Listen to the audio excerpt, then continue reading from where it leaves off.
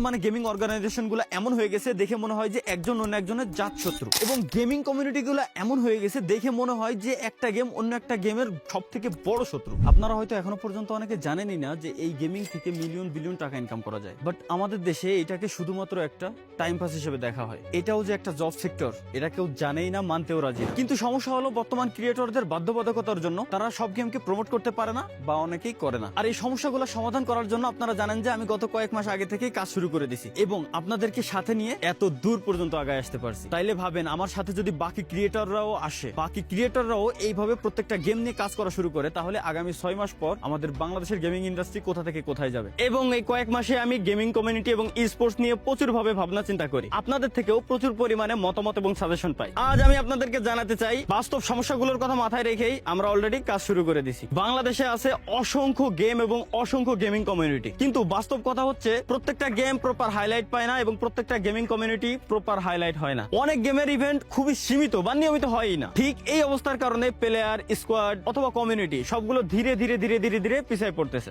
Official tournament বন্ধ, content creator কম, community spotlight কম, এবং যার কারণে আমাদের ই স্পোর্টস এর বর্তমান এই দুরবস্থা। সমস্যা গেমে নয়, সমস্যা সিস্টেমে। যদি সঠিক প্ল্যাটফর্ম থাকতো, যদি নিয়মিত টুর্নামেন্ট হতো, আর যদি প্লেয়ারদের ভ্যালু দেওয়া যেত, তাহলে আমাদের বাংলাদেশ থেকেও ওয়ার্ল্ড ক্লাস প্লেয়ার বের হওয়া সম্ভব। বাংলাদেশ ই স্পোর্টস এর সব থেকে বড় সমস্যার মধ্যে একটা হচ্ছে সিন্ডিকেট। এটা হচ্ছে সব থেকে বড় সমস্যা। এই সমস্যার বাস্তব একটা রূপ আপনাদের সামনে তুলে ধরার জন্য একজন ভুক্তভোগীর রিয়েল ক্লিপ আমি আপনাদের সামনে উপস্থাপন করতে চাই।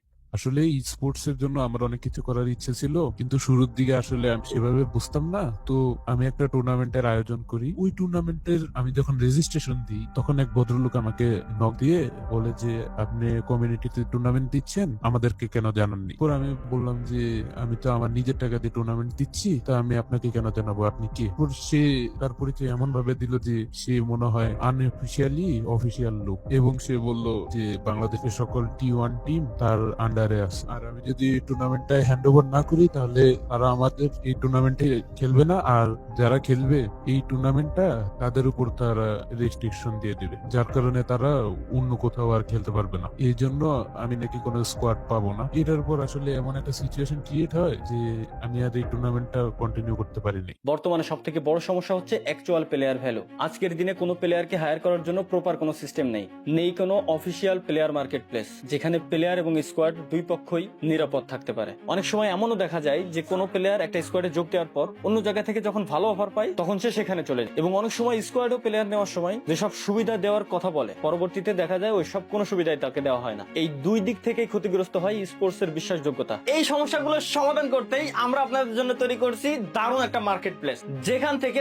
যে কোনো গেমের প্লেয়ার নিজের একটা প্রোফাইল ক্রিয়েট করতে পারবে। একইভাবে স্কোয়াড গুলো তাদের প্রোফাইল ক্রিয়েট করতে পারবে এবং প্লেয়ারদেরকে কি কি সুবিধা দেবে সেটাও তারা সাবমিট করতে পারবে। এই প্ল্যাটফর্মটা আমরা তৈরি করছি একজন গেমারের জন্য, হোক সে একজন গেমার বা একটা পূর্ণাঙ্গ স্কোয়াড। একজন প্লেয়ার চাইলেই ইন্ডিভিজুয়াল রেজিস্ট্রেশন করতে পারবে। রেজিস্ট্রেশনের পর তিনি তার প্রোফাইলে যুক্ত করতে পারবেন নিজের গেম আইডি বা ইউজার নেম, একটি গেম প্লে ক্লিপ বা হাইলাইট ভিডিও, নিজের achievement, stats, win loss ratio. এছাড়াও প্লেয়াররা চাইলেই যুক্ত করতে পারবেন নিজের প্রোফাইল পিকচার, দেশ বা রিজিয়নের তথ্য। সব থেকে মজার ব্যাপার হলো এই প্ল্যাটফর্মটা কাজ করবে একজন প্লেয়ারের ডিজিটাল পোর্টফোলিও হিসাবে, যার মাধ্যমে টিম তাকে খুঁজে পেতে পারে, তাকে হায়ার বা ট্রেড করা যায়, এক বা একাধিক গেমে নিজের দক্ষতা তুলে ধরা যায়। স্কোয়াড বা টিম চাইলে টিম রেজিস্ট্রেশনের মাধ্যমে এক বা একাধিক প্লেয়ার যুক্ত করতে পারবে এবং একটি টিম প্রোফাইলে তারা পাবে সব প্লেয়ারের সংযুক্ত প্রোফাইল, পারফরমেন্স সহ সকল ধরনের ডাটা। এই প্ল্যাটফর্মের অ্যাডভান্স সার্চ এবং ফিল্টার সিস্টেম ব্যবহার করে টিমগুলো খুব সহজেই খুঁজে নিতে পারবে স্কিল অনুযায়ী নির্দিষ্ট একটা গেমের প্লেয়ার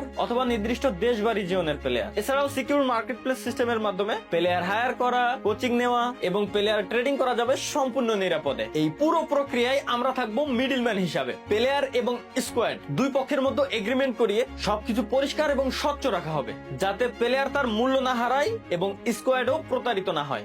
আমরা শুধু কথা বলিনি, আমরা করে দেখিয়েছি কিভাবে প্লেয়ারদের সত্যিকারের ভ্যালুটা ফিরিয়ে দেওয়া যায়। মার্কেট প্লেস তৈরি করেছি যেন প্লেয়ার আর প্রতারিত না হয়। সিন্ডিকেটের গল্প তুলেছি যাতে সত্যটা চাপা না পড়ে। আমরা বলেছি ফুল ট্রান্সপারেন্সি, কোনো লুকানো সত্য না, কোনো লুকানো ডিল না। একটা গেম না, সব গেম নিয়ে কাজ করার সাহস করেছি, কারণ ভ্যালু কখনো কোনো নির্দিষ্ট গেমে আটকে থাকে না। এটা শুধু একটা প্ল্যাটফর্ম না, এটা একটা বিশ্বাস। এটা একটা নতুন শুরু আর এই শুরুকেই সামনে রেখে guys we are presenting Valora sports organization. Guys আজকে আমি আপনাদেরকে একটা চ্যালেঞ্জ দিতে চাই। আগামী 48 ঘন্টার ভিতরে যদি আমাদের এই ভ্যালোরা স্পোর্টস ইউটিউব চ্যানেলে 50,000 সাবস্ক্রাইবার হয়ে যায়, তাহলে আমরা আমাদের অর্গানাইজেশনের ফান্ড থেকেই নিজেরা একটা বিগ অ্যামাউন্টের টুর্নামেন্ট দিয়ে দেবো আপনাদেরকে। তো ধন্যবাদ গাইস এতক্ষণ পর্যন্ত সাথে থাকার জন্য। মাস্ট বি 50,000 সাবস্ক্রাইবার আগামী 48 ঘন্টার ভিতরে করে দিবেন। ধন্যবাদ সকলকে, আল্লাহ হাফেজ। This is Valora, from every game to every victory.